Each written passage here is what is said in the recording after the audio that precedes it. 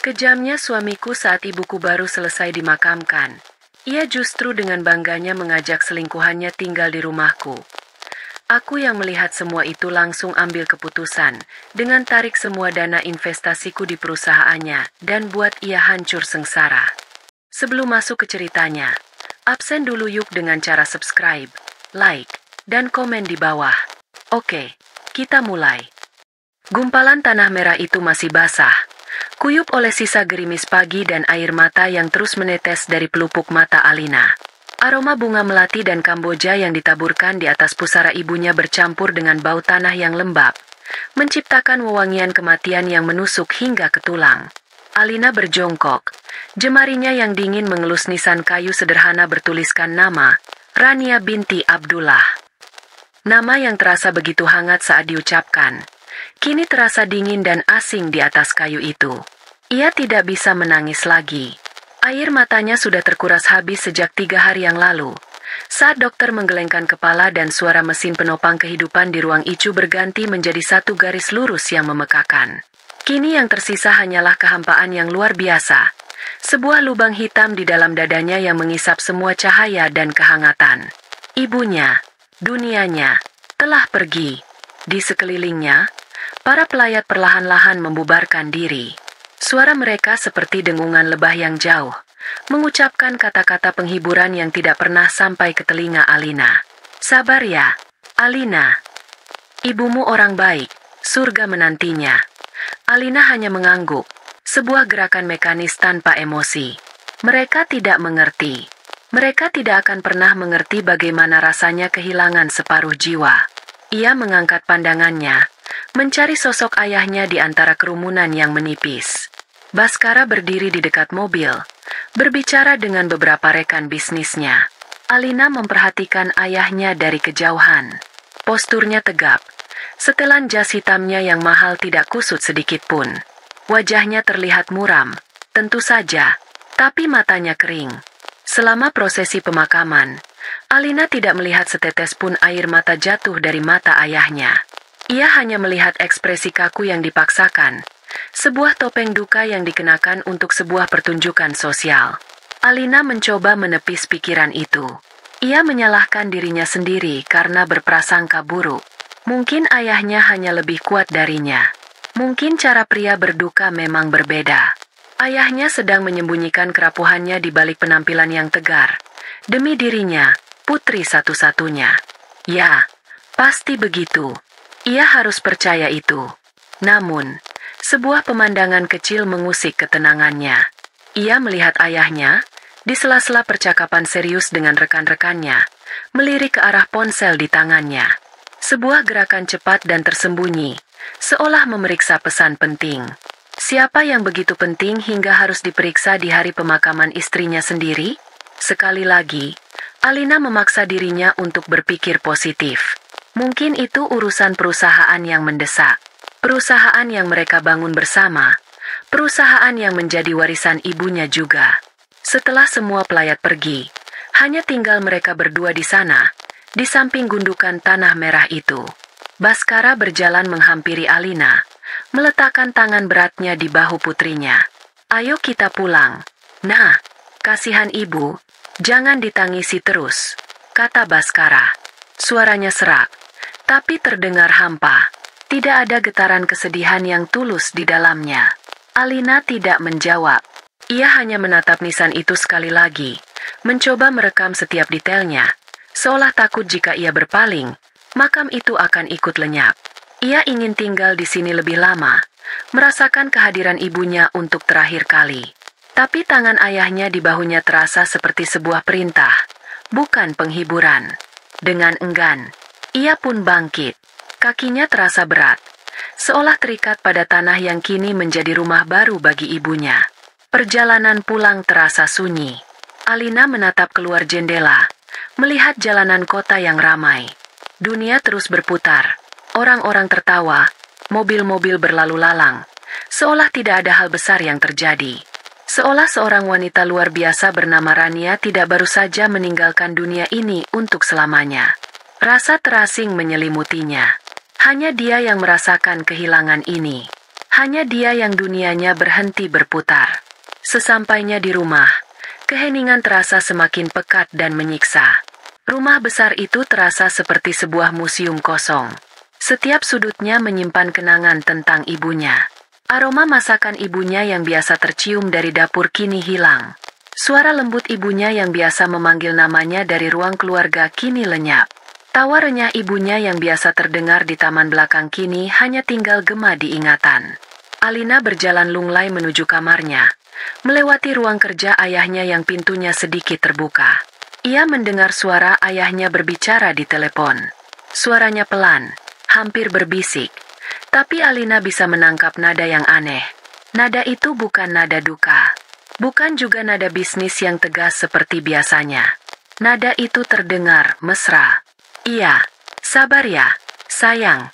Sebentar lagi. Semua akan baik-baik saja. Bisik Baskara di telepon. Jantung Alina berhenti berdetak sejenak.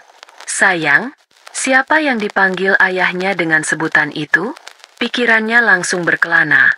Mencoba mencari penjelasan yang masuk akal. Mungkin itu telepon dari bibinya, adik dari ibunya, yang mencoba menenangkan. Ya, pasti begitu. Ia tidak boleh berpikir yang tidak-tidak. Tidak sekarang. Tidak di saat seperti ini. Ia mempercepat langkahnya, menutup pintu kamarnya rapat-rapat. Seolah bisa menutup suara ayahnya dan pikiran-pikiran buruk yang mulai merayap di kepalanya. Ia merebahkan diri di tempat tidur, memeluk bantal yang masih menyimpan samar-samar aroma parfum ibunya. Ia menangis dalam diam, tangisan tanpa suara yang menggetarkan seluruh tubuhnya. Ia menangis karena kehilangan ibunya, dan ia menangis karena rasa takut yang tiba-tiba muncul. Takut bahwa ia tidak hanya kehilangan seorang ibu, tetapi juga mulai kehilangan seorang ayah. Malam itu, Alina tidak bisa tidur. Ia hanya berbaring menatap langit-langit kamarnya yang gelap. Pikirannya terus berputar pada kejanggalan-kejanggalan kecil yang ia lihat pada ayahnya hari ini. Tatapan kosongnya, matanya yang kering, ponselnya yang terus diperiksa, dan bisikan mesra di telepon. Semua itu seperti potongan puzzle yang tidak ingin ia susun. Ia takut dengan gambar yang akan terbentuk jika semua potongan itu disatukan. Ia mencoba mengingat kembali masa-masa sebelum ibunya sakit parah. Ayahnya memang sering pulang larut, sering melakukan perjalanan bisnis. Ibunya tidak pernah mengeluh. Ibunya selalu berkata bahwa ayahnya bekerja keras untuk keluarga, untuk masa depan Alina. Rania adalah istri yang begitu percaya pada suaminya. Seorang wanita yang mendedikasikan seluruh hidupnya untuk keluarga. Apakah kepercayaan itu telah dikhianati? Alina bangkit dari tempat tidur dan berjalan menuju jendela. Ia menatap taman di bawah yang diterangi lampu temaram. Taman itu adalah tempat favorit ibunya. Di sana, ibunya menanam mawar aneka warna. Mawar itu seperti cinta. Nah, kata ibunya suatu hari, harus dirawat setiap hari, disiram, diberi pupuk. Jika tidak, ia akan layu dan mati. Alina bertanya-tanya, apakah cinta di antara orang tuanya sudah lama layu tanpa ia sadari? Apakah selama ini ibunya merawat taman mawar itu sendirian, sementara ayahnya sibuk menanam benih di taman lain? Pikiran itu terasa seperti racun, membakar hatinya perlahan-lahan. Ia menggelengkan kepala dengan keras, mencoba mengusir pikiran itu. Tidak, tidak mungkin, bisiknya pada diri sendiri. Ayah mencintai ibu. Aku hanya terlalu sedih dan mulai berhalusinasi. Ia memutuskan untuk turun ke dapur, mencari segelas air untuk menenangkan tenggorokannya yang kering. Saat melewati ruang keluarga, ia melihat ayahnya tertidur di sofa. Televisi masih menyala.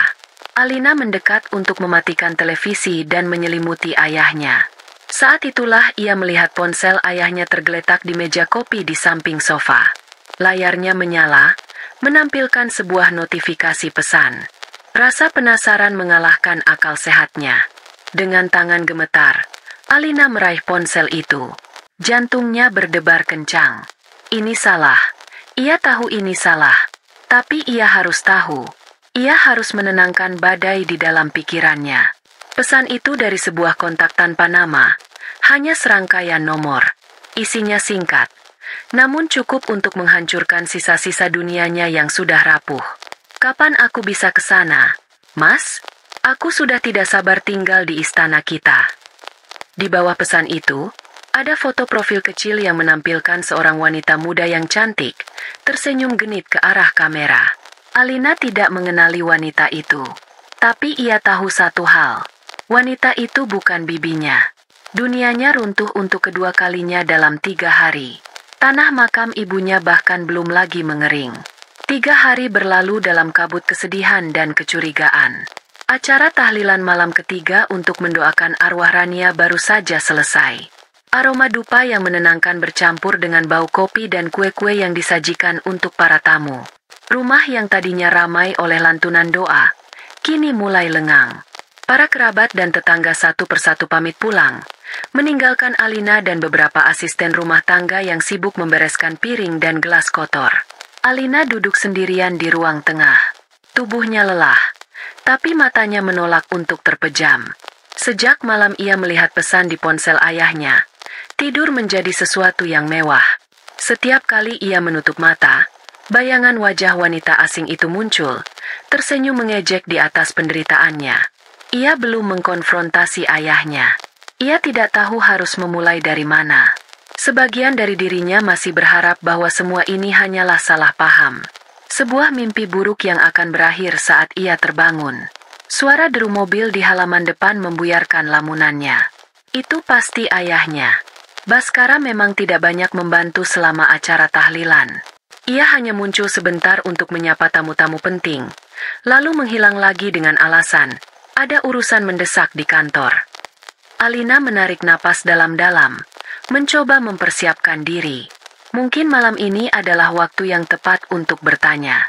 Ia butuh kepastian, sepahit apapun itu. Pintu depan terbuka. Baskara masuk, tapi ia tidak sendirian. Di sampingnya, berjalan seorang wanita. Wanita yang sama dengan yang ada di foto profil ponsel ayahnya. Napas Alina tercekat di tenggorokan. Wanita itu tampak lebih muda dan lebih mencolok di dunia nyata. Ia mengenakan gaun berwarna krem yang memeluk tubuhnya dengan pas. Terlalu pas untuk suasana berkabung. Riasan wajahnya tebal dan sempurna. Kontras dengan wajah sembab Alina yang pucat pasi. Rambutnya yang panjang dan bergelombang tergerai indah, dan ia menebarkan aroma parfum yang manis dan menyengat, mencoba mengalahkan aroma dupa yang masih tersisa di udara. Ia memandang sekeliling rumah dengan tatapan menilai, seolah sedang menginspeksi properti baru. Alina berdiri, kakinya terasa seperti jeli. Ia menatap ayahnya, meminta penjelasan tanpa kata. Baskara berdeham, wajahnya tampak sedikit canggung, tapi ia berusaha terlihat tenang. Alina, sini, panggilnya, memberi isyarat agar Alina mendekat. Alina berjalan dengan langkah kaku, matanya tidak lepas dari wanita asing itu. Wanita itu tersenyum padanya, senyum yang terasa palsu dan penuh kemenangan. Alina, kenalkan, ini Tante Livia, kata Baskara, suaranya terdengar datar. Ia berhenti sejenak, seolah mencari kata-kata yang tepat. Namun akhirnya ia memilih kata-kata yang paling brutal. Dia akan menjadi ibu barumu. Waktu seolah berhenti. Suara jangkrik di luar terdengar memekakan. Alina bisa merasakan darah surut dari wajahnya. Ibu baru? Kata-kata itu menggema di kepalanya, menghantamnya seperti ribuan pecahan kaca. Ibunya baru 3 hari dikuburkan. Tanah makamnya masih basah. Dan ayahnya, pria yang seharusnya berduka bersamanya, kini berdiri di hadapannya, mempersembahkan seorang pengganti seolah ibunya adalah barang rusak yang bisa dengan mudah diganti. Sebuah cangkir teh yang masih ada di meja di sampingnya menjadi sasaran. Dengan gerakan gemetar, tangan Alina menyenggol cangkir itu. Suara porselen yang pecah berantakan di lantai marmer memecah keheningan yang menyiksa. Itu adalah suara hatinya yang ikut hancur berkeping-keping. Apa maksud ayah? Desis Alina. Suaranya serak dan bergetar karena amarah yang ditahan. Alina, dengarkan ayah. Apa maksud ayah? Alina berteriak. Suaranya melengking. Ia tidak peduli lagi pada kesopanan. Ia tidak peduli jika para asisten rumah tangga mendengarnya. Ibu bahkan belum 3 hari di dalam tanah. Dan ayah membawa perempuan ini ke rumahnya? Ke rumah ibu. Wajah Baskara mengeras. Rasa canggungnya menghilang, digantikan oleh sikap defensif yang dingin. Jaga bicaramu. Alina, Livia adalah tamu kita. Sebentar lagi dia akan menjadi istri ayah. Istri? Alina tertawa. Tawa sumbang yang lebih terdengar seperti isak tangis. Jadi pesan di ponsel ayah. Wanita ini sudah berapa lama? Yah? Sudah berapa lama ayah mengkhianati ibu di belakangnya? Saat ibu sakit? Saat ibu berjuang melawan mautnya? Apakah ayah menemaninya atau menemani perempuan ini? Pertanyaan-pertanyaan itu telak menghantam Baskara. Ia tampak terkejut karena Alina tahu tentang perselingkuhannya. Tapi keterkejutannya dengan cepat berubah menjadi kemarahan. Itu bukan urusanmu, bentaknya. Hidup harus terus berjalan. Ayah juga butuh kebahagiaan. Ibumu sudah tidak ada, dan ayah tidak bisa hidup sendiri. Kebahagiaan? Alina maju selangkah. Matanya menyala-nyala. Kebahagiaan di atas penderitaan ibu? Di atas kuburannya yang bahkan belum kering? Ayah tidak punya hati. Saat itulah Livia, yang sedari tadi hanya dia memainkan peran sebagai korban yang terintimidasi, akhirnya angkat bicara. Ia melingkarkan lengannya di lengan Baskara, menatap Alina dengan mata yang dibuat berkaca-kaca. Alina, jangan seperti ini. Aku mengerti kamu sedang berduka, katanya dengan suara yang dibuat selembut mungkin. Aku di sini bukan untuk menggantikan ibumu. Tidak akan ada yang bisa. Aku hanya ingin merawat papamu, menemaninya di masa sulit ini. Alina menatap Livia dengan jijik. Sandiwara murahan itu membuatnya muak. Jangan sebut nama ibuku dengan mulut kotormu, geram Alina. Dan jangan panggil dia papa. Dia bukan papamu. Dia ayahku, suami ibuku. Amarah Baskara meledak. Ia menunjuk wajah Alina. Cukup, Alina. Ayah tidak akan mentolerir sikap kurang ajarmu ini. Livia akan tinggal di sini mulai malam ini. Suka atau tidak suka, dia adalah bagian dari keluarga ini sekarang. Terima keadaan ini, atau kau tahu di mana pintunya. Ancaman itu adalah pukulan terakhir. Ayahnya baru saja memilih. Ia memilih wanita selingkuhannya daripada putrinya sendiri. Ia mengancam akan mengusir anak kandungnya dari rumah peninggalan ibunya. Rasa sakit di dada Alina tiba-tiba berubah menjadi sesuatu yang lain. Sesuatu yang dingin, keras, dan tajam. Kesedihannya membeku, mengkristal menjadi kebencian yang murni. Ia menatap ayahnya, lalu beralih menatap Livia yang kini tersenyum tipis penuh kemenangan di balik punggung Baskara. Alina tidak menangis lagi. Ia tidak akan memberikan mereka kepuasan melihatnya hancur. Ia menegakkan punggungnya. Tatapannya yang tadinya penuh luka kini berubah menjadi dingin dan kosong. Baik, katanya dengan suara yang anehnya tenang. Ketenangan yang mengerikan. Jika itu mau ayah. Tanpa berkata apa-apa lagi, ia berbalik dan berjalan menaiki tangga menuju kamarnya. Ia bisa merasakan tatapan bingung ayahnya dan tatapan puas Livia di punggungnya. Di dalam kamarnya, ia mengunci pintu. Ia tidak menjerit. Ia tidak membanting barang. Ia hanya berdiri di tengah ruangan. Napasnya teratur. Badai di dalam dirinya telah reda, menyisakan sebuah danau es yang tenang dan mematikan. Ia melihat ke sekeliling kamarnya, lalu keluar jendela, ke arah gedung perkantoran Jaya Perkasa yang lampunya masih menyala di kejauhan. Perusahaan itu, perusahaan yang dibangun dari keringat dan air mata ibunya. Ibunya mengorbankan begitu banyak hal untuk perusahaan itu, sementara ayahnya menggunakannya untuk membiayai pengkhianatannya. Sebuah rencana mulai terbentuk di benaknya. Bukan rencana yang emosional dan gegabah, tapi rencana yang dingin, terstruktur, dan kejam. Ayahnya telah mengambil dunianya, merenggut ibunya, dan kini menodai rumahnya. Maka ia akan mengambil satu-satunya hal yang tersisa yang paling ayahnya cintai setelah wanita itu. Kerajaannya, perusahaannya. Ia akan menghancurkannya dari dalam. Ia akan membuatnya bangkrut. Ia akan memastikan ayahnya dan wanita jalang itu kehilangan segalanya. Mereka akan merasakan bagaimana rasanya hidup di atas puing-puing. Sama seperti yang ia rasakan sekarang. Malam itu, Alina membuka laptopnya. Ia bukan lagi seorang putri yang berduka. Ia adalah seorang algojo yang sedang merancang alat pemenggal kepalanya sendiri. Ia masuk ke dalam sistem keuangan perusahaan. Sebagai direktur keuangan, ia tahu setiap seluk-beluk, setiap aliran dana, setiap celah yang bisa dieksploitasi. Api balas dendam telah dinyalakan di atas abu kesedihannya. Dan api itu akan membakar hangus dunia ayahnya sampai tidak ada apapun yang tersisa. Keesokan paginya, Alina turun untuk sarapan. Ia sengaja menunggu agak siang, berharap ayahnya sudah berangkat ke kantor dan ia tidak harus bertemu dengan Livia. Namun, harapannya pupus. Ia menemukan keduanya duduk di meja makan yang terasa asing. Taplak meja renda peninggalan ibunya telah diganti dengan alas makan modern berwarna abu-abu. Vas bunga keramik kesayangan ibunya juga lenyap. Digantikan oleh wadah kaca minimalis berisi bunga lili putih yang wanginya terlalu tajam untuk pagi hari. Livia duduk di kursi yang biasa diduduki ibunya. Ia bahkan mengenakan salah satu jubah tidur sutra milik ibunya. Sebuah jubah berwarna gading dengan sulaman bunga mawar di kerahnya. Pemandangan itu seperti tamparan keras di wajah Alina. Ia harus menahan napas sejenak, mengepalkan tangannya di sisi tubuh hingga buku-buku jarinya memutih, menahan gelombang amarah yang mengancam untuk meluap.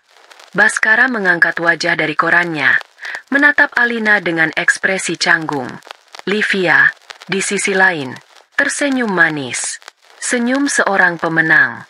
Pagi, Alina, tidurmu nyenyak? Sapa Livia. Suaranya terdengar seperti madu beracun. Alina tidak menjawabnya. Ia berjalan ke meja, menarik kursi terjauh dari mereka, dan duduk dengan punggung tegak. Ia menatap lurus ke arah ayahnya. Inilah saatnya pertunjukan dimulai. Topengnya harus terpasang dengan sempurna. Ia menarik napas panjang. Ayah, mulainya. Suaranya pelan dan sengaja dibuat sedikit bergetar, seolah ia baru saja selesai menangis. Aku minta maaf atas kelakuanku semalam. Aku hanya terlalu kaget. Semuanya terjadi begitu cepat. Baskara tampak terkejut, namun juga lega. Ia meletakkan korannya. Ayah mengerti. Nah, ini memang berat untukmu. Alina menundukkan kepalanya, memainkan peran sebagai anak perempuan yang rapuh dan menyesal. Aku tahu ayah juga sedih. Dan mungkin ini cara ayah untuk mengatasi kesedihan itu. Aku tidak seharusnya egois. Ia mengangkat wajahnya, menatap ayahnya, lalu melirik sekilas ke arah Livia. Aku akan mencoba. Demi ayah, aku akan mencoba menerima Tante Livia. Kata Tante Livia, terasa seperti duri di lidahnya, tapi ia berhasil mengucapkannya dengan nada yang terdengar tulus. Wajah Baskara langsung berseri-seri. Ia jelas menelan kebohongan itu mentah-mentah. Nah, begitu dong. Ini baru putri ayah. Dewasa dan pengertian. Katanya, rasa bersalah di wajahnya menguap seketika. Ayah tahu kamu akan mengerti. Livia ini orang baik. Nah, dia akan jadi temanmu. Livia tersenyum lebih lebar. Senyumnya kini penuh dengan rasa merendahkan yang tersembunyi. Terima kasih, Alina. Aku tahu kita bisa jadi keluarga yang baik.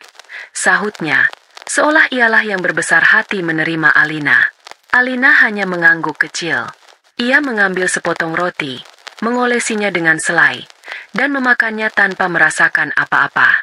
Ia berhasil. Mereka berdua percaya padanya. Mereka melihatnya sebagai seorang gadis kecil yang patah hati dan penurut, bukan sebagai ancaman. Kelengahan mereka akan menjadi senjatanya yang paling ampuh. Setelah sarapan yang terasa seperti siksaan itu, Alina berangkat ke kantor.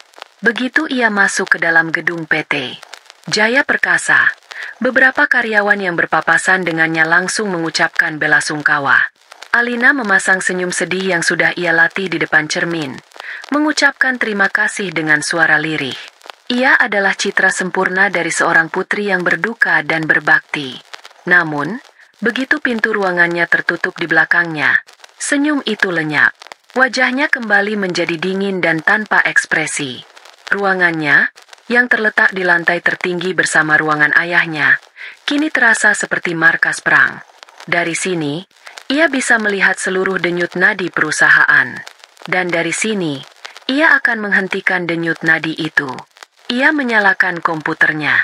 Pekerjaannya yang biasa, menganalisis laba rugi, memproyeksikan pendapatan, mengelola aset, kini terasa seperti latihan perang.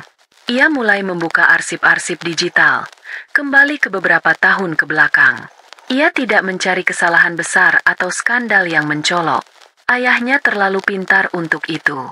Ia mencari hal-hal kecil, anomali yang tersembunyi, pengeluaran-pengeluaran yang tampak wajar di permukaan tapi janggal jika diteliti lebih dalam. Ia memulai dari laporan pengeluaran kartu kredit perusahaan yang dipegang ayahnya. Selama ini, ia tidak pernah terlalu memeriksanya. Ia percaya pada ayahnya. Sebuah kesalahan fatal, pikirnya sekarang.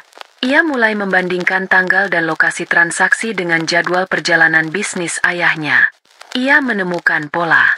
Setiap kali ayahnya melakukan perjalanan bisnis ke Singapura, selalu ada tagihan dari butik-butik mewah dan toko perhiasan ternama. Jumlahnya tidak sedikit. Lalu ada tagihan makan malam di restoran-restoran romantis untuk 2 orang. Padahal laporan perjalanannya selalu menyatakan ia pergi sendirian. Tangannya bergerak lincah di atas keyboard, membuka folder lain. Ia mengakses galeri foto di server internal perusahaan, mencari dokumentasi dari acara-acara perusahaan di luar kota. Di salah satu foto dari acara gathering tahunan di Bali 2 tahun lalu, ia melihat ayahnya sedang tertawa. Di latar belakang, agak kabur, ia melihat sosok seorang wanita yang familiar. Seorang wanita dengan rambut bergelombang dan gaun yang mencolok. Livia. Jadi, hubungan mereka sudah berlangsung selama itu. Mungkin lebih lama lagi. Rasa mual naik ke tenggorokannya. Ibunya masih sehat saat itu. Ibunya bahkan ikut dalam perjalanan itu. Tapi mungkin sedang berada di ruangan lain saat foto itu diambil. Pengkhianatan ini terjadi tepat di depan mata ibunya, tersembunyi di balik senyum dan tawa. Alina memejamkan mata sejenak, menahan amarah yang membara. Emosi tidak akan membantunya. Ia butuh bukti yang dingin dan tak terbantahkan. Bukti yang bisa ia gunakan untuk menghancurkan segalanya. Ia beralih ke arsip-arsip fisik. Ia memanggil Pak Budi, kepala bagian akuntansi, seorang pria parubaya yang sudah bekerja di perusahaan itu sejak awal dan sangat menghormati almarhumah ibunya. Pak Budi, tolong bawakan saya semua arsip laporan pengeluaran direksi dari tahun 2020 sampai sekarang. Yang fisik ya. Pak, saya mau melakukan audit internal, kata Alina dengan nada profesional. Baik, Bu Alina. Tapi, apa ada masalah? Tanya Pak Budi, terlihat khawatir. Tidak ada, Pak. Hanya prosedur rutin akhir tahun. Saya hanya ingin memastikan semuanya rapi, jawab Alina, memberikan senyum meyakinkan. Pak Budi mengangguk dan segera pergi. Ia tidak menaruh curiga sedikit pun. Bagi Pak Budi, Alina adalah cerminan ibunya. Teliti, profesional, dan berdedikasi. Beberapa jam kemudian, tumpukan map tebal sudah tersusun di mejanya. Alina mengunci pintu ruangannya. Ia mulai bekerja, membolak-balik setiap lembar kertas, mencocokkan setiap faktur dan kwitansi. Matanya jeli, mencari apapun yang tidak pada tempatnya. Ia menemukannya di dalam sebuah folder berlabel, biaya representasi dan promosi. Ada serangkaian pembayaran rutin setiap bulan ke sebuah perusahaan konsultan bernama CV Citra Gemilang. Jumlahnya cukup signifikan. Alina tidak pernah mendengar nama perusahaan itu. Tidak ada kontrak kerja sama resmi di dalam sistem. Pembayaran itu selalu disetujui langsung oleh Baskara dengan memo tulisan tangan. Alina merasakan adrenalinnya terpacu. Ia membuka peramban di komputernya, mencari nama perusahaan itu. Hasilnya nihil. Tidak ada situs web, tidak ada profil perusahaan, tidak ada alamat kantor yang jelas. CV Citra Gemilang seolah tidak pernah ada. Itu adalah perusahaan fiktif. Ia melacak aliran dana dari pembayaran tersebut. Uang itu ditransfer ke sebuah rekening bank. Dengan aksesnya sebagai direktur keuangan, dan sedikit bantuan dari kenalannya di bank dengan alasan verifikasi vendor, ia berhasil mendapatkan nama pemilik rekening itu. Jantungnya berdebar kencang saat nama itu muncul di layar komputernya. Pemilik rekening, Livia Anastasia. Di sanalah semuanya berada. Uang perusahaan, uang hasil kerja keras ibunya, telah dialirkan secara sistematis selama bertahun-tahun ke kantong pribadi selingkuhan ayahnya, disamarkan sebagai biaya konsultan. Ini bukan lagi sekadar perselingkuhan. Ini adalah penggelapan. Ini adalah kejahatan. Alina menyandarkan punggungnya di kursi. Ia tidak merasa marah lagi. Yang ia rasakan adalah ketenangan yang dingin. Ia telah menemukan lubang di lambung kapal raksasa bernama PT Jaya Perkasa. Ia telah menemukan titik lemah ayahnya. Ini adalah senjata pemungkasnya. Ia menyalin semua bukti itu ke sebuah kandar kilas terenkripsi. Data transaksi, memo tulisan tangan ayahnya, informasi rekening bank milik Livia. Semuanya, amunisinya sudah lengkap. Ia menatap keluar jendela. Matahari mulai terbenam, mewarnai langit Jakarta dengan warna oranye dan ungu. Warna yang indah, namun terasa muram. Ia tahu apa yang harus ia lakukan selanjutnya. Ia tidak akan langsung menggunakan bukti ini untuk melaporkan ayahnya. Itu terlalu mudah, terlalu cepat. Ia tidak hanya ingin ayahnya dihukum. Ia ingin ayahnya menderita. Ia ingin ayahnya merasakan kehancuran secara perlahan. Ia ingin ayahnya melihat kerajaannya runtuh bata demi bata, dan menyadari bahwa putrinya sendirilah yang menjadi mandor dari penghancuran itu. Topeng kepatuhan akan tetap ia kenakan. Di rumah, ia akan menjadi putri yang penurut. Di kantor, ia akan menjadi direktur yang kompeten. Tapi di balik semua itu, di dalam kegelapan rencananya, ia akan menjadi arsitek dari kejatuhan ayahnya sendiri. Kehidupan di rumah telah berubah menjadi sebuah panggung sandiwara yang menyesakkan. Livia, dengan persetujuan penuh dari Baskara, mulai mengambil alih peran nyonya rumah. Ia mengganti gorden di ruang tamu, memindahkan lukisan-lukisan yang dipilih oleh Rania, dan bahkan berani menyingkirkan koleksi piringan hitam klasik milik Rania dengan alasan membuat rumah terasa kuno. Setiap perubahan itu terasa seperti sebuah penghapusan paksa terhadap memori ibunya. Alina menyaksikan semuanya dalam diam. Ia tidak protes. Ia tidak menunjukkan keberatan. Ia hanya mengangguk jika ditanya, dan memberikan senyum tipis jika diajak bicara. Ia makan malam bersama mereka, mendengarkan celotehan Livia tentang rencananya mengadakan pesta perkenalan dengan teman-teman sosialitanya, dan mendengarkan tawa ayahnya yang terdengar lebih keras dan lebih sering dari biasanya. Ia menjadi penonton di reruntuhan keluarganya sendiri. Sikap menerima dari Alina ini membuat Livia semakin berani dan Baskara semakin lengah. Mereka menganggap perlawanan Alina sudah padam. Mereka tidak tahu bahwa di dalam keheningannya, Alina sedang mengasah pisaunya. Di kantor, rencananya mulai dijalankan. Langkah pertama adalah menanam benih keraguan di antara para investor. Ia tidak bisa menyerang secara langsung. Ia harus melakukannya secara halus, seperti bisikan angin yang entah datang dari mana. Ia mengidentifikasi 3 investor kunci. Yang pertama adalah sebuah perusahaan modal ventura yang pragmatis, hanya peduli pada angka dan keuntungan. Yang kedua adalah seorang pengusaha tua yang konservatif dan sangat menjunjung tinggi integritas. Yang ketiga adalah sebuah bank investasi asing yang memiliki standar tata kelola perusahaan yang sangat ketat. Mereka semua memiliki porsi saham yang cukup signifikan untuk bisa membuat kegaduhan jika mereka mau. Pada suatu malam, Alina pergi ke sebuah kafe internet kecil di pinggiran kota, tempat yang tidak akan pernah ia datangi biasanya. Menggunakan komputer publik dan jaringan Wi-Fi yang tidak aman, ia membuat sebuah alamat email anonim.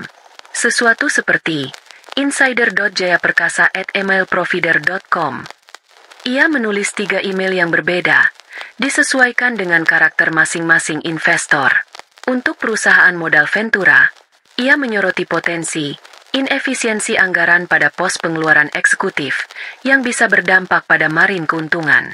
Untuk pengusaha tua, ia menggunakan istilah yang lebih halus seperti adanya potensi penyimpangan dari prinsip tata kelola keluarga yang telah lama dijunjung. Untuk bank investasi, ia menyinggung tentang risiko reputasi terkait potensi konflik kepentingan di tingkat manajemen puncak.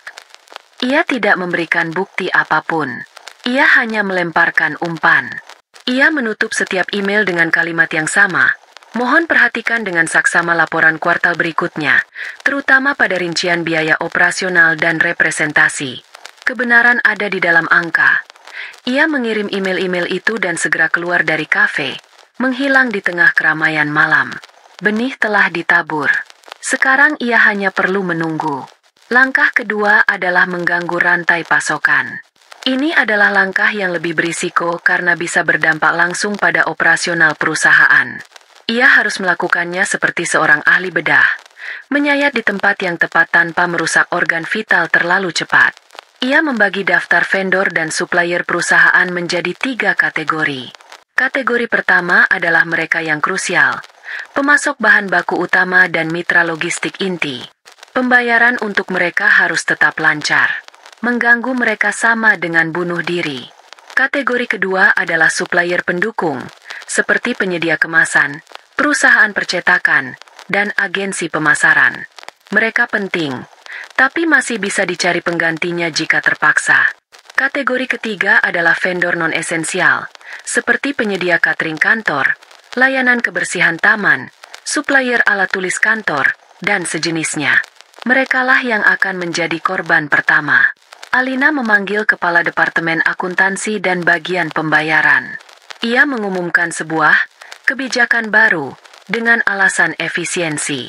Untuk sementara waktu, kita perlu melakukan optimisasi arus kas.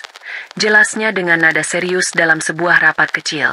Saya ingin semua pembayaran diprioritaskan untuk supplier bahan baku utama. Untuk vendor lain, terutama yang layanannya tidak terkait langsung dengan produksi, kita akan meninjau ulang jadwal pembayarannya. Tunda beberapa hari, atau bahkan 1-2 minggu jika memungkinkan. Katakan saja ada proses verifikasi faktur yang baru. Stafnya tidak ada yang curiga. Mereka melihatnya sebagai langkah proaktif dari seorang direktur keuangan yang cerdas yang ingin menjaga kesehatan finansial perusahaan setelah ditinggal salah satu pimpinannya. Mereka bahkan memujinya karena tetap profesional di tengah masa duka. Pujian itu terasa seperti bara panas di telinga Alina. Dan begitulah, erosi itu dimulai. Secara perlahan tapi pasti. Telepon mulai berdering di departemen akuntansi. Supplier alat tulis kantor menanyakan pembayaran faktur yang sudah lewat 2 minggu. Perusahaan catering mengeluh karena pembayaran mereka tertunda.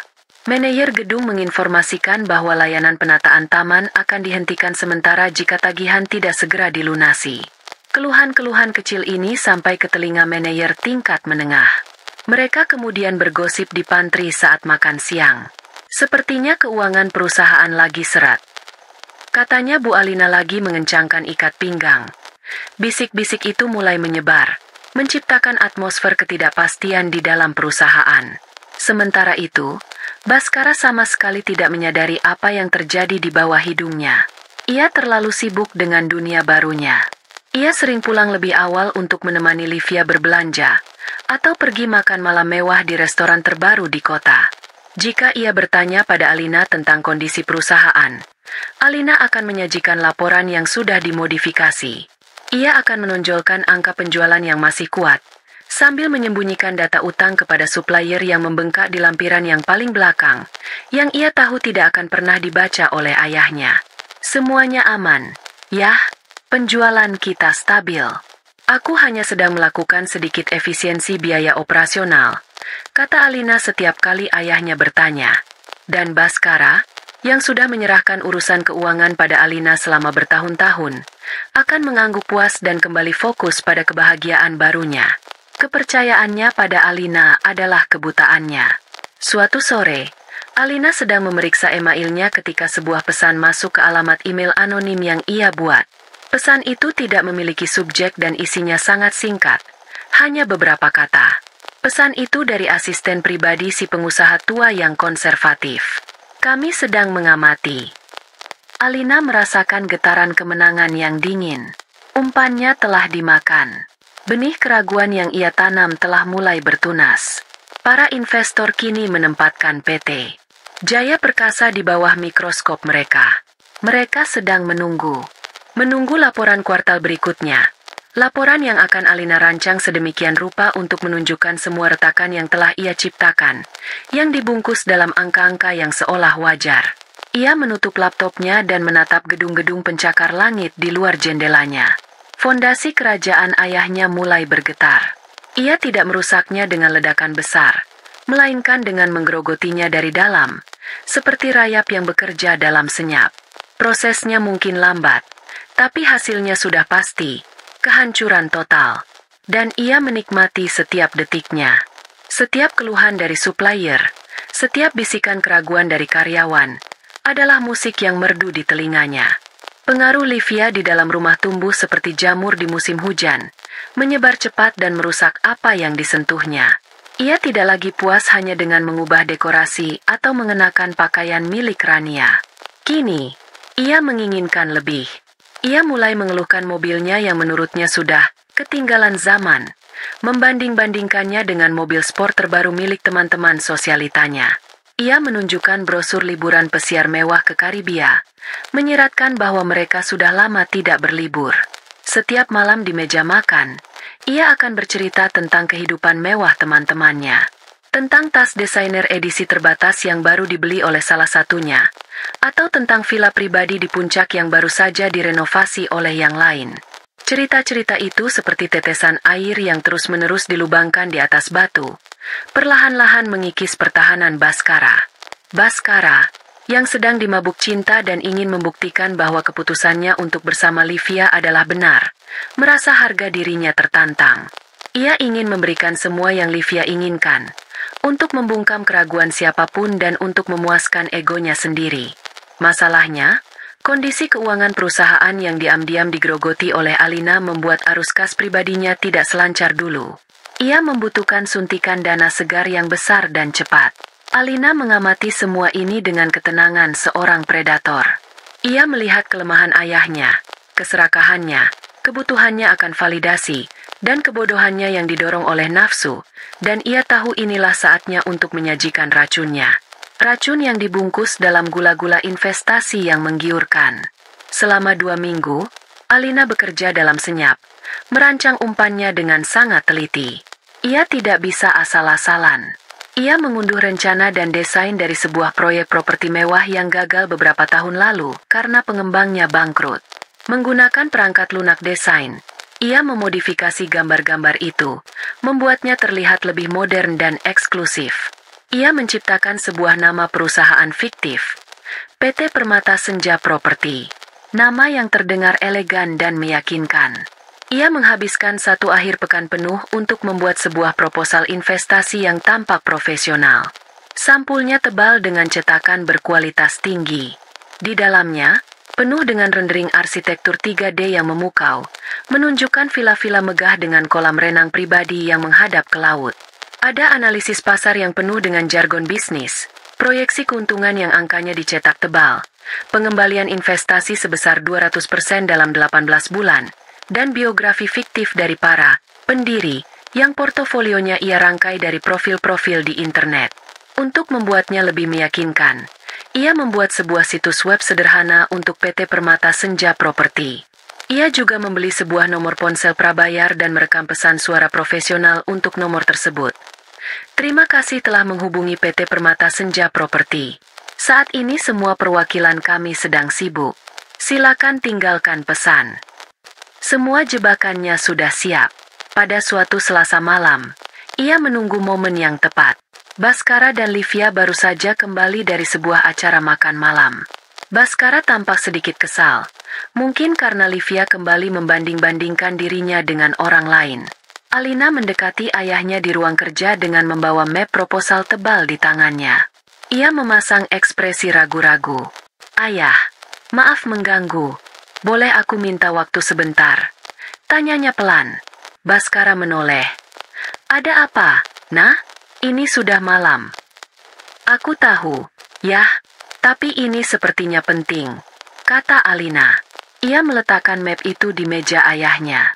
"Beberapa hari yang lalu, aku dihubungi oleh seorang kontak lama.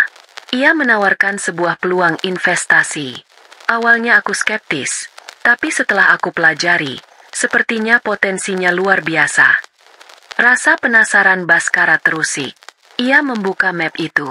Matanya langsung tertuju pada gambar-gambar villa mewah dan angka-angka proyeksi keuntungan yang fantastis. Proyek villa eksklusif di Nusa Penida, lanjut Alina, seolah membaca pikiran ayahnya. Mereka sudah mendapatkan lahan strategis dengan harga sangat murah karena pemilik sebelumnya butuh uang cepat. Sekarang mereka butuh suntikan dana dari investor utama untuk memulai konstruksi. Risikonya memang ada. Yah, namanya juga properti. Tapi jika ini berhasil, keuntungannya bisa menutupi semua biaya operasional perusahaan kita selama 2 tahun ke depan. Alina sengaja mengucapkan kalimat terakhir itu. Ia tahu ayahnya sedang sedikit pusing dengan masalah arus kas yang sebenarnya ia ciptakan. Ia menawarkan solusi instan untuk masalah itu. Mata Baskara berbinar. Ini dia jawabannya. Ini adalah jalan pintas menuju keuntungan besar yang ia butuhkan. Ia bisa membuktikan kepada Livia dan dunia bahwa ia masih sehebat dulu. Tepat pada saat itu, seolah sudah diatur, Livia masuk ke dalam ruang kerja. "Mas, kok belum tidur?" tanyanya manja. Matanya lalu tertumbuk pada proposal di atas meja. "Wah, apa ini? Kelihatannya bagus sekali." Ia mengambil proposal itu. Matanya langsung terpukau oleh gambar-gambar villa yang indah. "Sayang, lihat ini. Ada kolam renang pribadi yang langsung menghadap ke laut. Kita harus punya satu. Bayangkan, kita bisa berlibur di sana kapanpun kita mau." Serunya, antusiasmenya meluap-luap. Tekanan dari Livia adalah dorongan terakhir yang dibutuhkan Baskara. Keraguan apapun yang mungkin masih ada di benaknya langsung lenyap. "Bagaimana tingkat kepercayaannya, Nah?" tanya Baskara pada Alina, mencoba terdengar seperti seorang pebisnis yang cermat. "Aku sudah memeriksa latar belakang perusahaannya. Yah, kelihatannya bersih. Mereka hanya butuh investor yang bergerak cepat," jawab Alina, menjaga nada suaranya tetap datar. "Tawaran untuk menjadi investor utama ini hanya berlaku sampai akhir minggu ini. Setelah itu, mereka akan membukanya untuk konsorsium investor asing, dan kita akan kehilangan kesempatan." Alina sengaja menciptakan rasa urgensi. Ia tahu ayahnya benci ketinggalan peluang, terutama jika peluang itu bisa direbut oleh pihak asing. Itu menyangkut harga dirinya. "Baiklah," kata Baskara setelah berpikir sejenak. Keputusannya sudah bulat. "Siapkan dananya. Kita ambil tawaran ini. Transfer dana yang mereka butuhkan besok pagi. Jumlahnya cukup besar. Yah, ini akan menguras hampir semua dana cadangan perusahaan kita," kata Alina, berpura-pura mengingatkan. Sebuah tes terakhir untuk melihat seberapa dalam ayahnya telah tenggelam dalam keserakahannya. "Lakukan saja," bentak Baskara. "Tidak sabar. Keuntungan besar butuh modal besar. Ayah tahu apa yang ayah lakukan." Alina hanya mengangguk. "Baik, ya." Malam itu, Alina kembali ke kamarnya. Ia tidak merasakan apa-apa. Tidak ada rasa bersalah. Tidak ada ketakutan. Yang ada hanya kepastian yang dingin. Ia telah menyodorkan pistol berisi 1 peluru ke tangan ayahnya. Dan ayahnya dengan sukarela menempelkan pistol itu ke pelipisnya sendiri. Keesokan paginya, di kantor, Alina melakukan transaksi terbesar dalam sejarah karirnya. Di depan layar komputernya, ia membuka platform internet banking perusahaan. Dengan beberapa kali klik, ia mengetikkan serangkaian angka yang sangat panjang. Jumlah yang bisa digunakan untuk membeli belasan rumah mewah. Ia memasukkan nomor rekening PT Permata Senja Properti, rekening dari sebuah perusahaan cangkang yang telah ia siapkan di luar negeri. Ia berhenti sejenak sebelum menekan tombol konfirmasi. Ia teringat wajah ibunya. Teringat bagaimana ibunya selalu berpesan untuk menjaga perusahaan itu dengan hati-hati. "Ini bukan hanya tumpukan uang. Nah," kata ibunya dulu, "ini adalah kehidupan banyak orang. Karyawan kita dan keluarga mereka bergantung pada perusahaan ini." Sebuah keraguan kecil melintas di benaknya. Apakah ia sudah melangkah terlalu jauh? Lalu ia teringat pemandangan Livia yang mengenakan jubah tidur ibunya, duduk di kursi ibunya, tersenyum penuh kemenangan. Ia teringat ancaman ayahnya yang akan mengusirnya dari rumahnya sendiri. Keraguan itu lenyap, digantikan oleh bara api yang kembali menyala. Ia menekan tombol itu. Di layar, muncul tulisan, transaksi berhasil. Dana cadangan PT Jaya Perkasa, darah kehidupan perusahaan itu, kini telah mengalir ke sebuah rekening di ujung dunia yang lain. Sebuah rekening yang sepenuhnya berada dalam kendalinya. Racun itu telah diminum. Sekarang, ia tinggal menunggu racun itu bekerja. Beberapa minggu berlalu sejak transfer dana besar-besaran itu dilakukan. Di rumah, suasana terasa gembira, setidaknya bagi Baskara dan Livia. Baskara merasa yakin bahwa keuntungan besar sudah di depan mata, menjadi lebih royal. Ia membelikan Livia mobil sport baru berwarna merah menyala, persis seperti yang diinginkannya. Mereka membicarakan rencana renovasi rumah dan liburan mewah mereka seolah-olah uang dari investasi fiktif itu sudah masuk rekening mereka. Alina hanya menjadi penonton bisu dari euforia palsu itu. Ia tahu bahwa di bawah permukaan yang tampak tenang, sebuah bom waktu sedang berdetak. Detak pertama datang dari internal perusahaan. Akhir bulan telah tiba, dan ini adalah waktunya pembayaran gaji karyawan. Untuk pertama kalinya dalam sejarah PT Jaya Perkasa, Departemen Keuangan melaporkan kepada Alina bahwa posisi kas perusahaan berada di tingkat yang sangat mengkhawatirkan. Dana yang tersisa setelah investasi bodong itu nyaris tidak cukup untuk menutupi seluruh biaya gaji dan operasional bulanan. Alina, dengan sengaja, menahan beberapa pembayaran non-gaji lainnya, menciptakan kesan bahwa ia sedang berjuang keras untuk menutupi semua kebutuhan. Ia harus memutar otak, katanya kepada manajer keuangan, untuk memastikan semua karyawan tetap gajian tepat waktu.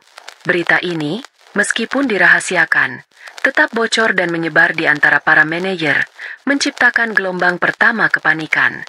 Detak kedua datang dari luar.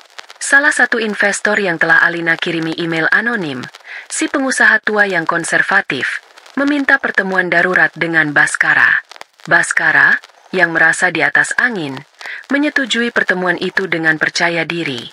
Mungkin dia dengar soal proyek properti kita dan ingin ikut bergabung, katanya pada Alina dengan nada sombong.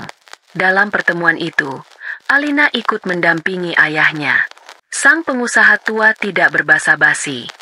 Ia langsung menanyakan tentang kesehatan finansial perusahaan yang sebenarnya. Ia menyinggung tentang rumor yang ia dengar dari beberapa supplier mengenai keterlambatan pembayaran.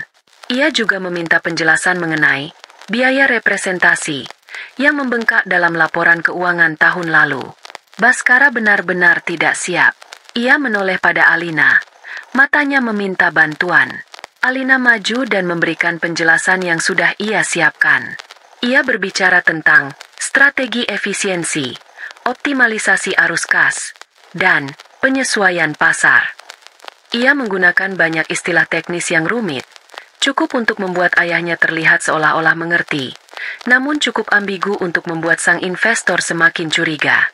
Pertemuan itu berakhir dengan suasana dingin. Sang investor pamit dengan janji akan memantau situasi dengan lebih saksama. Setelah pertemuan itu, Baskara tampak bingung. Ada apa sebenarnya? Nah, kenapa dia tiba-tiba jadi seketat itu? Mungkin hanya kekhawatiran biasa. Yah, pengusaha generasi lama memang lebih hati-hati. Biar aku yang tangani, jawab Alina. Lagi-lagi menenangkan ayahnya dan memperkuat posisinya sebagai orang kepercayaan. Badai yang sesungguhnya datang seminggu kemudian. Sebuah perusahaan pemasok kemasan utama, salah satu supplier kategori kedua yang pembayarannya sengaja Alina tunda, akhirnya kehabisan kesabaran. Setelah tagihan mereka diabaikan selama lebih dari sebulan, mereka menghentikan semua pengiriman. Akibatnya langsung terasa. Lini produksi utama terhenti. Barang-barang yang siap diekspor tidak bisa dikemas. Pesanan dari klien-klien terbesar terancam terlambat. Telepon di divisi penjualan dan logistik berdering tanpa henti. Para manajer berlarian panik. Untuk pertama kalinya, masalah ini tidak bisa lagi disembunyikan di dalam laporan keuangan. Masalah ini sudah menjadi krisis operasional yang nyata.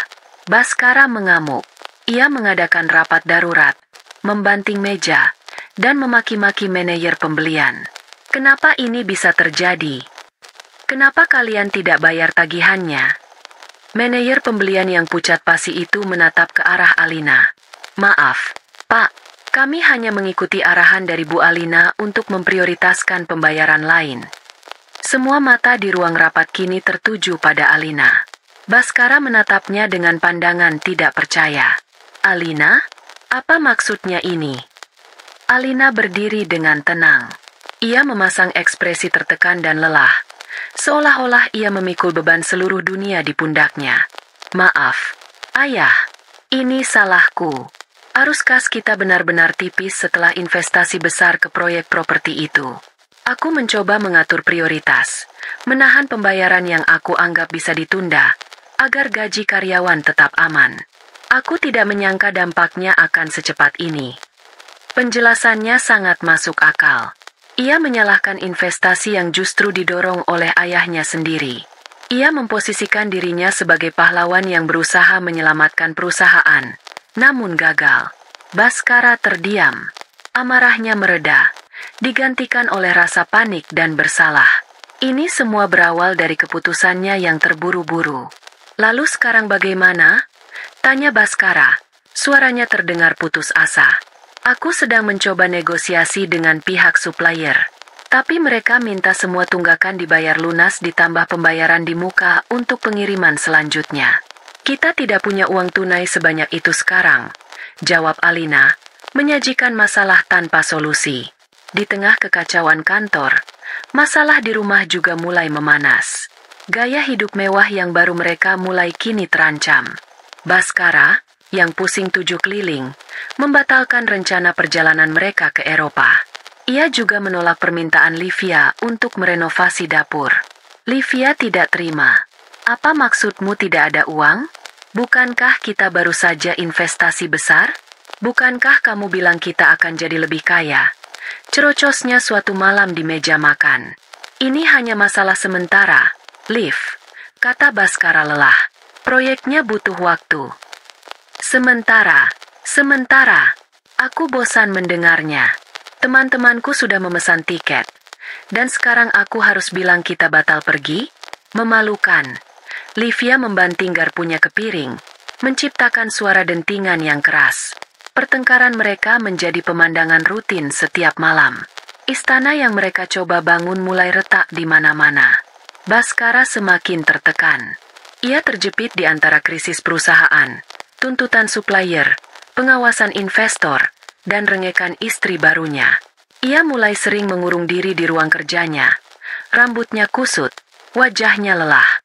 Suatu malam, ia memanggil Alina ke ruang kerjanya. Ruangan itu berantakan, penuh dengan tumpukan kertas dan asbak yang penuh dengan puntung rokok. Ia menatap putrinya dengan tatapan yang putus asa. Tatapan yang belum pernah Alina lihat sebelumnya. Alina, katanya dengan suara parau. Ayah tidak tahu lagi harus bagaimana. Semuanya berantakan. Investor menekan, supplier mengancam, dan Livia sudahlah. Ia menghela napas berat, menyandarkan kepalanya di tangannya. Tolong, kamu satu-satunya yang bisa ayah andalkan. Kamu yang paling mengerti keuangan perusahaan ini. Bereskan ini semua. Ayah mohon. Ia telah sampai di titik terendah. Seorang pria arogan yang telah menghancurkan keluarganya, kini memohon bantuan kepada korban utama dari keegoisannya. Ia menempatkan seluruh nasib dan harapannya di tangan orang yang paling menginginkan kehancurannya. Alina menatap ayahnya yang tampak tua dan kalah itu. Tidak ada rasa iba di hatinya. Yang ada hanya kepuasan yang dingin. Badai yang ia ciptakan telah tiba tepat di depan pintu rumah mereka. Ia maju selangkah, meletakkan tangannya di bahu ayahnya, sebuah gestur penghiburan yang palsu. Pasti, yah, katanya dengan suara lembut yang menipu. Aku akan bereskan semuanya. Dengan kepercayaan buta dari ayahnya sebagai perisai, Alina kini bergerak leluasa di tengah-tengah perusahaan yang sedang sekarat. Ia memainkan perannya dengan sempurna. Di hadapan para manajer, ia adalah komandan yang tegar di tengah badai, bekerja siang dan malam untuk mencari jalan keluar. Ia mengadakan rapat-rapat panjang, membahas strategi-strategi penyelamatan yang ia tahu tidak akan pernah berhasil. Ia menyarankan ayahnya untuk menjual beberapa aset minor perusahaan, beberapa ruko tua dan sebidang tanah yang tidak produktif. Baskara, yang sudah putus asa dan tidak mampu lagi berpikir jernih, langsung setuju. Penjualan aset itu memang memberikan sedikit napas segar. Sejumlah kecil uang tunai yang langsung habis ditelan oleh tagihan-tagihan supplier paling kritis yang mengancam akan menuntut mereka ke pengadilan. Itu seperti menempelkan plester luka di atas luka tembak yang menganga. Sia-sia, tapi cukup untuk menciptakan ilusi bahwa ia sedang berusaha. Di balik layar, di dalam keheningan ruang kerjanya yang terkunci, Alina mempersiapkan serangan pamungkasnya. Ia telah berhasil membuat kapal ayahnya oleng dan menabrak gunung es. Kini saatnya ia menenggelamkan kapal itu ke dasar samudra yang paling dalam, tanpa ada kesempatan untuk diselamatkan. Ia akan memainkan 3 kartu asnya secara bersamaan. Kartu pertama adalah jalur kredit perusahaan. PT Jaya Perkasa memiliki fasilitas kredit bergulir dari sebuah bank besar yang selama ini menjadi penopang utama untuk modal kerja. Alina tahu isi perjanjian kredit itu di luar kepala. Ada beberapa klausul penting yang harus dipenuhi. Salah satunya adalah rasio utang terhadap ekuitas yang tidak boleh melebihi batas tertentu. Berkat manuvernya menguras dana tunai untuk investasi bodong dan menumpuk utang kepada supplier, rasio itu kini sudah berada di zona merah. Ia menyusun sebuah laporan keuangan interim yang jujur. Laporan itu menunjukkan kondisi perusahaan yang sebenarnya. Cadangan kas yang nyaris nol, utang jangka pendek yang membengkak, dan aset yang nilainya terus menurun. Ia tidak memanipulasi angka, ia hanya menyajikannya tanpa polesan apapun yang biasa ia lakukan untuk menenangkan ayahnya. Lalu, menggunakan akun email resmi perusahaan, ia mengirimkan laporan itu ke Departemen Manajemen Risiko Bank dengan subjek, pembaruan kondisi keuangan mendesak sesuai klausul perjanjian 7B. Ia tahu, sistem alarm di bank akan langsung berbunyi begitu mereka menerima dan menganalisis laporan ini. Kartu kedua adalah bom waktu perpajakan. Ia membuka kembali kandar kilas terenkripsi tempat ia menyimpan semua bukti penggelapan dana yang dilakukan ayahnya. Skema CV Citra Gemilang, salinan bukti transfer ke rekening pribadi Livia, memo-memo tulisan tangan Baskara. Ia merangkum semuanya dalam sebuah dokumen narasi yang jelas dan kronologis, lengkap dengan lampiran bukti-bukti yang tak terbantahkan. Ia mencetak semuanya, memasukkannya ke dalam sebuah amplop coklat besar tanpa nama pengirim. Malam harinya, mengenakan jaket berkerudung dan masker, ia mengendarai mobilnya ke sebuah kantor pos di bagian lain kota. Ia mengirimkan paket itu ke alamat kantor pusat Direktorat Jenderal Pajak, ditujukan langsung kepada kepala bagian penyidikan. Ia tidak mengirimkannya lewat email agar tidak bisa dilacak. Ia mengirimkannya dalam bentuk fisik, sebuah surat kaleng yang berisi dinamit. Kartu ketiga, dan yang paling final, adalah melenyapkan uang hasil investasi fiktif itu. Uang puluhan miliar rupiah itu masih tersimpan aman di rekening perusahaan cangkang miliknya di sebuah negara suaka pajak. Jika perusahaan bangkrut, para kurator mungkin suatu saat bisa melacak transaksi besar itu. Ia tidak boleh meninggalkan jejak. Dengan menggunakan jaringan VPN berlapis dan perangkat lunak yang rumit, ia melakukan serangkaian transfer internasional. Ia memecah uang itu menjadi ratusan bagian kecil, mengirimkannya ke berbagai rekening di seluruh dunia, Monaco, Panama, Kepulauan Cayman, lalu menariknya kembali dan mengirimkannya lagi, menciptakan labirin transaksi yang mustahil untuk diurai. Setelah proses pencucian uang yang melelahkan selama berjam-jam itu, ia akhirnya mengumpulkan kembali serpihan-serpihan dana itu ke sebuah dompet mata uang kripto anonim. Uang itu kini telah berubah bentuk menjadi aset digital yang tidak terikat pada nama atau negara manapun. Uang itu telah lenyap dari sistem perbankan global. Jejaknya telah terhapus. Setelah ketiga kartu itu dimainkan, Alina kembali ke perannya. Ia duduk di kantornya, menunggu. Tidak butuh waktu lama. 2 hari kemudian, surat elektronik resmi dari bank masuk ke email Baskara dengan tembusan kepada Alina. Isinya singkat, dingin, dan brutal. Berdasarkan peninjauan atas kondisi keuangan perusahaan Anda, dengan menyesal kami memberitahukan bahwa fasilitas kredit nomor XXXXXXXXX dibekukan secara efektif per hari ini hingga pemberitahuan lebih lanjut. Pembekuan jalur kredit adalah hukuman mati. Tanpa dana itu, perusahaan tidak bisa lagi membayar apapun. Tidak gaji, tidak supplier, tidak tagihan listrik. Napas perusahaan telah dihentikan. Baskara membaca email itu 3 kali sebelum akhirnya mengerti. Wajahnya menjadi pucat seperti mayat. Ia berlari dari ruangannya ke ruangan Alina, menggebrak meja. "Alina, apa ini? Apa maksudnya ini?" teriaknya panik, menyodorkan ponselnya yang menampilkan email dari bank. Alina menatap email itu, memasang ekspresi terkejut dan tidak percaya yang paling meyakinkan. Aku tidak tahu. Yah, aku benar-benar tidak tahu. Laporan yang aku kirimkan memang menunjukkan kita sedang sulit, tapi seharusnya rasionya masih di ambang batas aman. Mungkin mereka punya cara perhitungan internal yang berbeda, atau mungkin investor lain ada yang melapor ke mereka. Ia sengaja melemparkan kecurigaan ke arah lain. Baskara merosot di kursi di depan meja Alina, memegangi kepalanya. Habislah kita. Habislah kita. Tanpa uang itu, kita bahkan tidak bisa membayar gaji karyawan minggu depan. Ia tampak begitu rapuh, begitu kalah. Untuk sesaat, Alina hampir merasakan sesuatu. Tapi bayangan ibunya yang terbaring lemah di ranjang rumah sakit melintas di benaknya, dan hatinya kembali mengeras menjadi batu. Dan tepat di tengah keputusasaan itu, bel kematian terakhir berbunyi. Telepon dari resepsionis di lantai bawah masuk ke telepon kantor Alina. "Selamat siang, Bu Alina.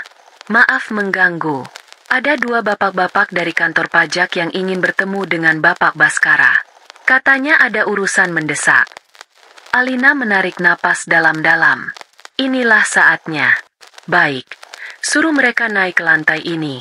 Antarkan ke ruang rapat. Ia berjalan ke arah ayahnya yang masih menunduk. "Yah, bangun. Ada tamu." Ayah tidak mau bertemu siapa-siapa. "Mereka dari kantor pajak," kata Alina dengan suara datar. Baskara langsung mengangkat kepalanya.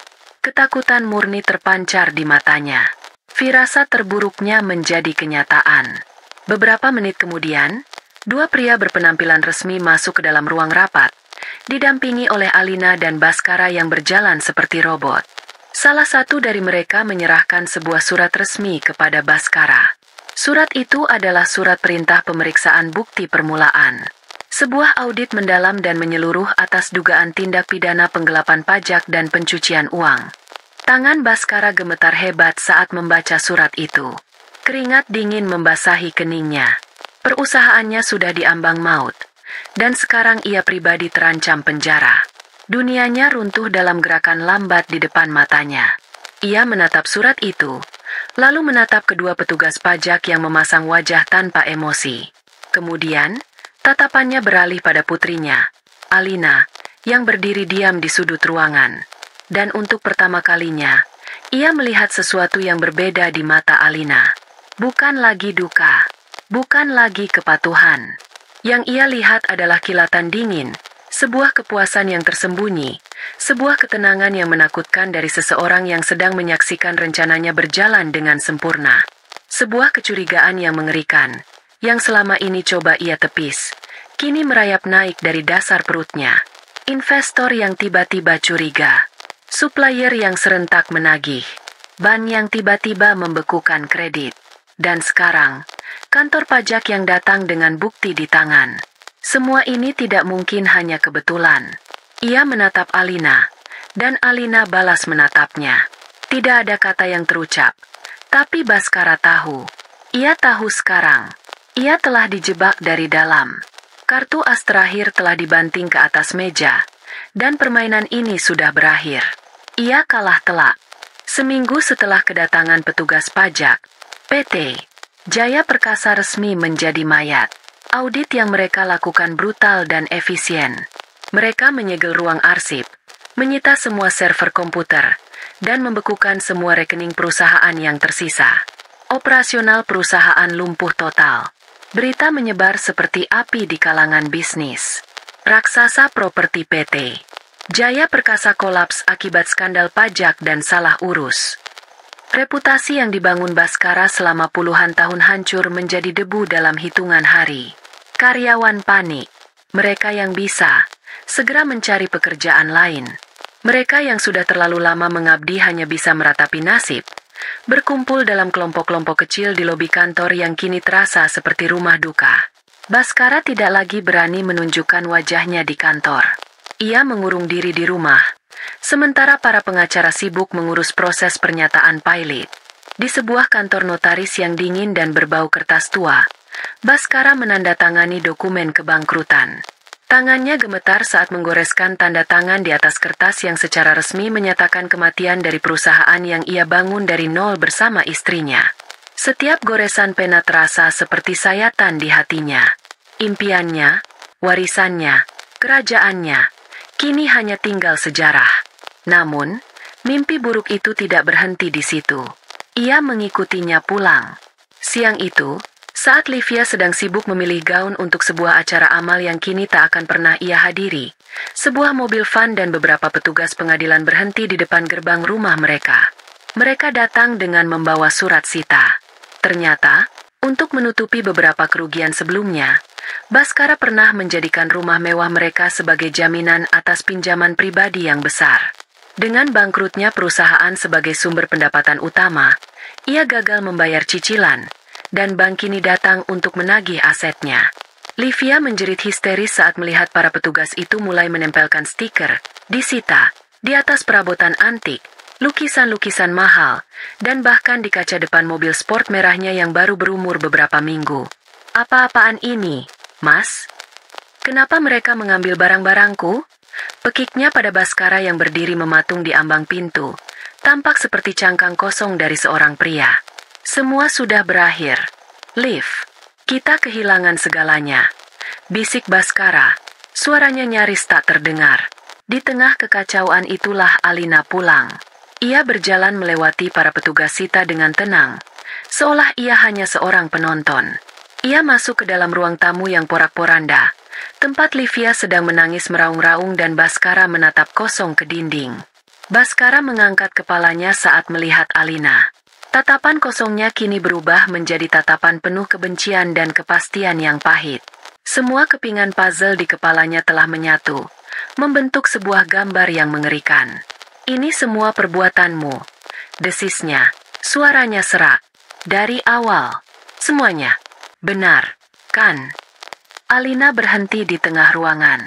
Ia menatap ayahnya, lalu menatap Livia yang kini berhenti menangis dan ikut menatapnya dengan bingung. Topengnya sudah tidak ia perlukan lagi. Ia melepaskannya untuk selamanya. Ya, jawab Alina. Suaranya tenang, dingin, dan jelas. Tidak ada sedikit pun keraguan di dalamnya. Baskara tertawa. Tawa putus asa yang terdengar gila. Kenapa, Alina?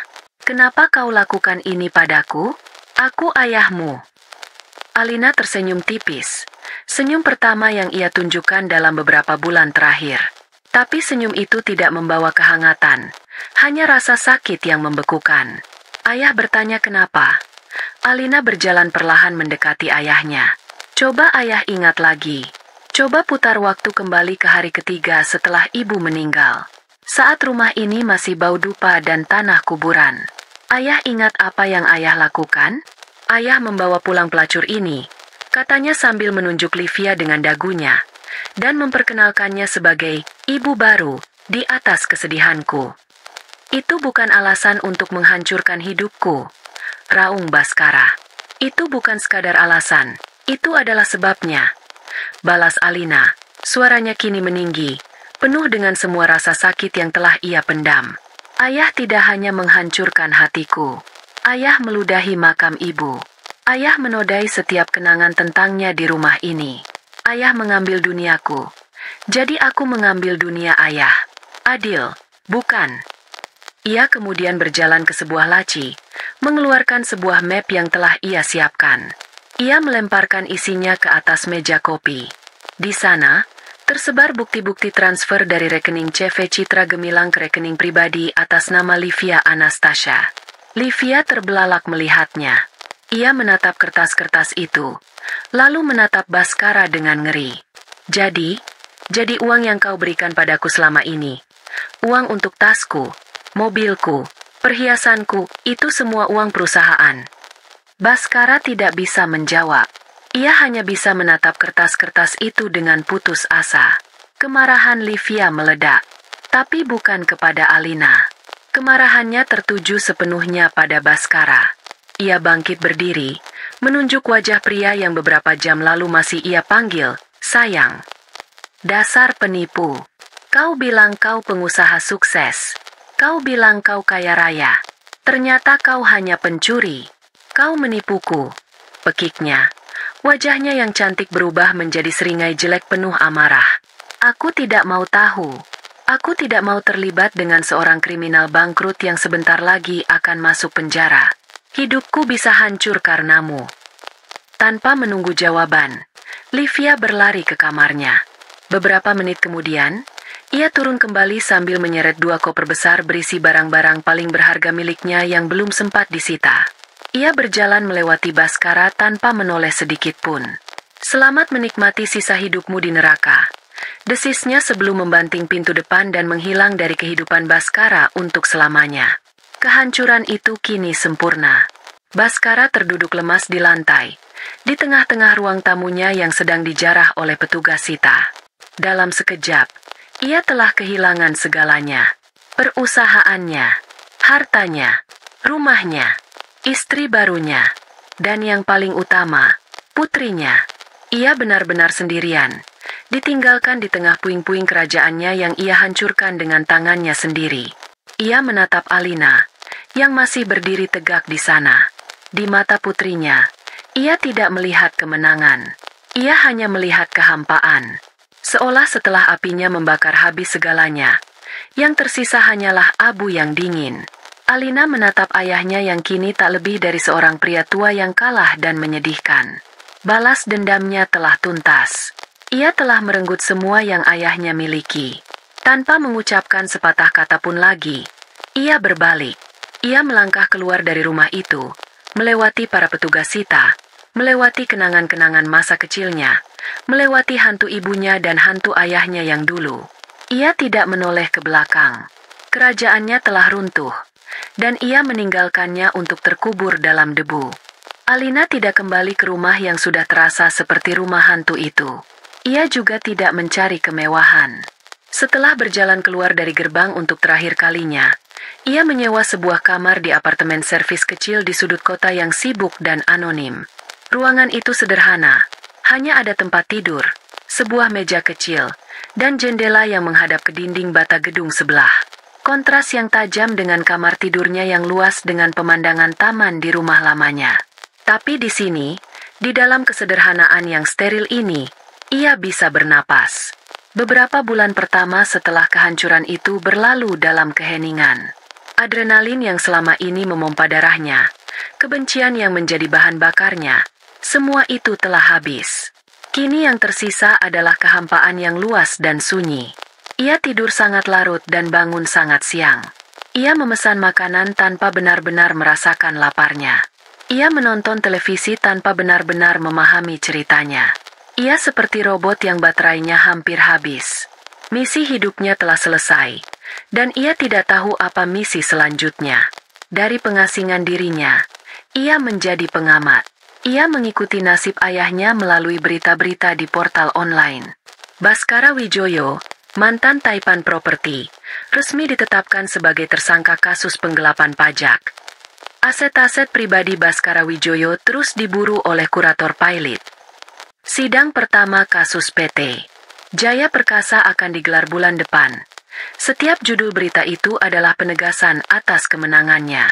Setiap kali ia membaca tentang penderitaan ayahnya, ada secuil kepuasan dingin yang muncul. Ia berhasil. Ia telah menepati janjinya pada arwah ibunya. Namun, kepuasan itu terasa dangkal dan cepat memudar, meninggalkan rasa yang aneh di lidahnya, seperti abu. Itu tidak memberinya kebahagiaan. Itu tidak mengembalikan ibunya. Itu tidak menyembuhkan luka di hatinya. Suatu hari, didorong oleh rasa penasaran yang ganjil, ia memutuskan untuk datang ke salah satu sidang ayahnya. Ia mengenakan jaket berkerudung, kacamata hitam, dan masker, menyembunyikan dirinya di antara kerumunan wartawan dan mahasiswa hukum di barisan paling belakang ruang sidang. Dan di sana, di kursi pesakitan, ia melihat ayahnya. Pria yang ia lihat bukanlah monster angkuh yang telah menghancurkan keluarganya. Pria itu tampak kecil. Ia terlihat 10 tahun lebih tua. Rambutnya yang dulu selalu rapi kini menipis dan memutih. Setelan jas mahalnya telah berganti dengan kemeja batik pudar yang kebesaran. Ia duduk membungkuk. Tatapannya kosong, sendirian. Tidak ada Livia. Tidak ada teman-teman bisnisnya. Tidak ada pengacara mahal yang mendampinginya. Ia hanyalah seorang pria tua yang kalah, menunggu nasibnya diputuskan oleh orang asing. Alina melihat ayahnya kesulitan mendengar pertanyaan hakim. Ia melihat tangannya sedikit gemetar saat mencoba minum air. Dan pada saat itu, sebuah perasaan yang tidak ia duga menusuknya. Iba. Ia benci perasaan itu. Ia tidak mau mengasihani pria itu. Pria itu pantas mendapatkan semua ini. Tapi ia tidak bisa menahan gelombang ingatan yang datang tanpa diundang. Ingatan tentang ayah yang sama yang dulu mengajarinya bersepeda, yang mengangkatnya tinggi-tinggi ke udara hingga ia tertawa terbahak-bahak, yang membacakan dongeng untuknya sebelum tidur. Di mana pria itu? Kapan pria itu mati dan digantikan oleh sosok serakah dan egois yang ia hancurkan? Perasaan itu membuatnya mual. Ia segera berdiri dan keluar dari ruang sidang, terengah-engah seolah baru saja melarikan diri dari sebuah ruangan yang pengap. Balas dendam ternyata memiliki dua sisi mata pedang. Ia telah berhasil menusuk musuhnya, tapi gagangnya juga telah melukai tangannya sendiri. Dengan menghancurkan ayahnya, ia juga telah menghancurkan bagian terakhir dari masa kecilnya, dari keluarganya. Ia telah secara resmi menjadikan dirinya seorang yatim piatu. Beberapa hari kemudian, ia memberanikan diri untuk melakukan satu perjalanan terakhir. Ia mengunjungi makam ibunya. Sudah berbulan-bulan ia tidak ke sini. Ia terlalu sibuk dengan rencananya, dan setelah semuanya selesai, ia merasa tidak pantas. Ia berlutut di samping pusara yang kini sudah ditumbuhi rumput hijau yang rapi. Ia membersihkan beberapa daun kering yang jatuh di atas nisan. Suasana di sana begitu tenang, kontras dengan badai yang berkecamuk di dalam dirinya. Sudah selesai, Bu. Bisiknya pelan ke udara yang dingin. Aku sudah melakukannya. Dia sudah membayar semuanya. Dia kehilangan segalanya. Sama seperti kita kehilangan segalanya saat ibu pergi. Ia berhenti, menunggu sebuah perasaan lega atau damai datang menyelimutinya. Tapi tidak ada. Yang ada hanya keheningan. Apa ini yang ibu inginkan? Tanyanya lagi. Suaranya bergetar. Aku melakukannya untuk kehormatan ibu. Tapi sekarang aku tidak tahu harus berbuat apa lagi. Aku sendirian, Bu. Air mata yang selama ini ia tahan akhirnya tumpah. Tapi ini bukan tangisan amarah atau kemenangan. Ini adalah tangisan seorang anak yang tersesat.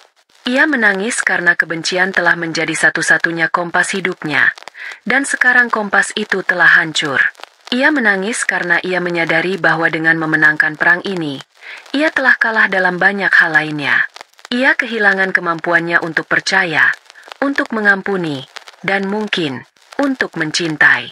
Ia duduk di sana, di samping makam ibunya, hingga senja tiba dan langit berubah warna menjadi oranye keunguan. Ia membiarkan dirinya merasakan semua kehampaan itu, semua kebingungan itu. Ia mengerti sekarang. Balas dendam tidak membangun apapun.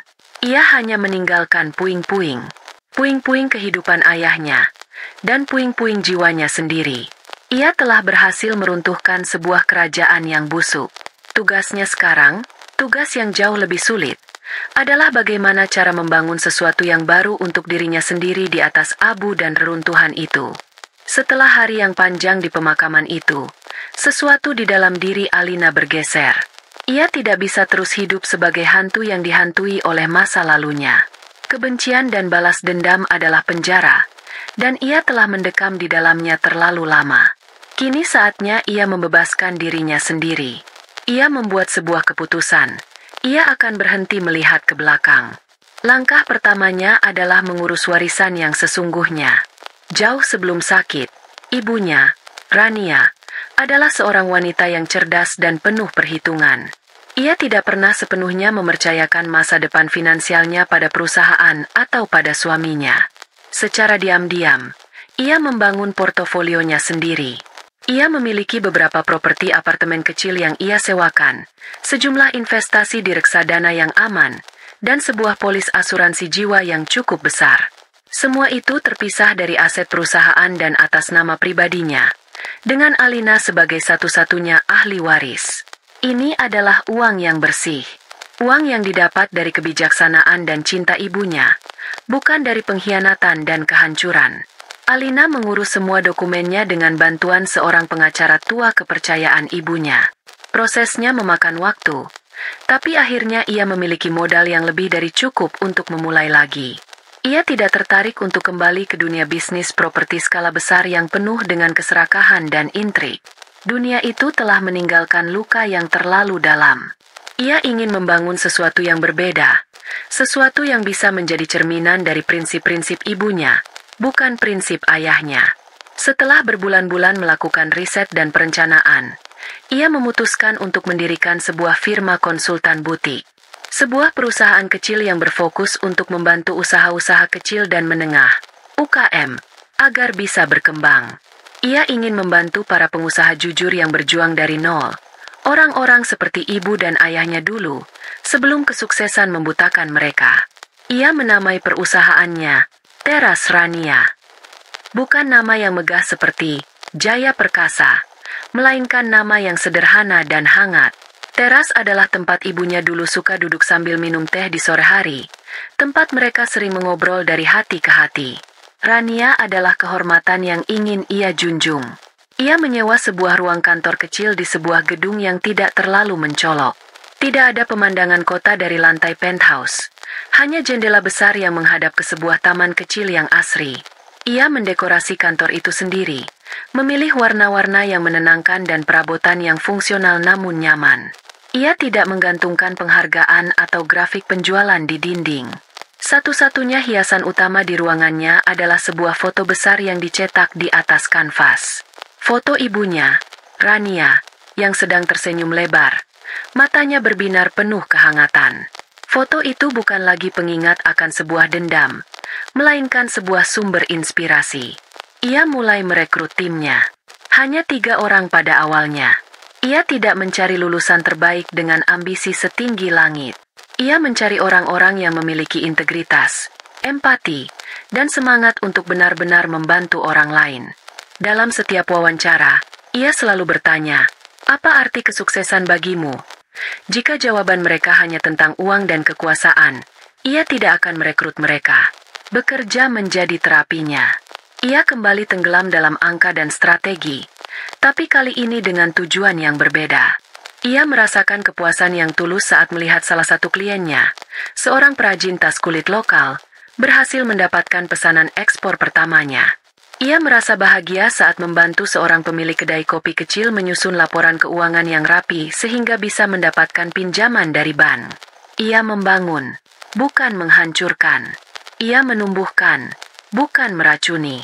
Suatu hari, sebuah surat dengan stempel lembaga pemasyarakatan tiba di kantornya. Itu dari ayahnya. Tangannya sempat ragu untuk membukanya. Setelah beberapa saat, ia pun membukanya. Surat itu berisi tulisan tangan ayahnya yang kini terlihat berantakan. Isinya adalah permintaan maaf yang panjang dan penuh penyesalan. Diakhiri dengan permohonan agar Alina mau menjenguknya atau setidaknya mengiriminya sedikit uang. Alina membaca surat itu sampai selesai. Ia tidak merasakan amarah. Ia juga tidak merasakan iba yang menusuk seperti dulu. Yang ia rasakan hanyalah sebuah kesedihan yang jauh dan samar. Ia melipat kembali surat itu dengan rapi. Ia tidak membalasnya. Ia tidak mengiriminya uang. Bukan karena ia masih membencinya, tapi karena bab itu dalam hidupnya sudah benar-benar selesai. Ayahnya harus menempuh jalannya sendiri, Dan ia pun demikian. 1 tahun berlalu. Teras Rania tumbuh secara organik. Reputasinya menyebar dari mulut ke mulut sebagai firma konsultan yang jujur dan benar-benar peduli pada kliennya. Alina tidak menjadi sekaya ayahnya dulu, dan ia tidak menginginkannya. Ia memiliki cukup uang untuk hidup nyaman, dan yang lebih penting, ia bisa tidur nyenyak di malam hari. Suatu pagi di musim kemarau, Alina datang ke kantornya lebih awal. Ia membuat secangkir teh melati, teh kesukaan ibunya. Ia berdiri di depan jendelanya yang besar, menatap taman di bawah yang mulai disinari oleh matahari pagi. Beberapa anak kecil sudah bermain di sana. Tawa mereka terdengar samar-samar. Ia menyesap tehnya. Kehangatannya menjalar ke seluruh tubuhnya. Ia tidak lagi merasa hampa. Lubang hitam di dadanya perlahan-lahan telah terisi kembali, bukan dengan kebencian, tetapi dengan tujuan dan kedamaian.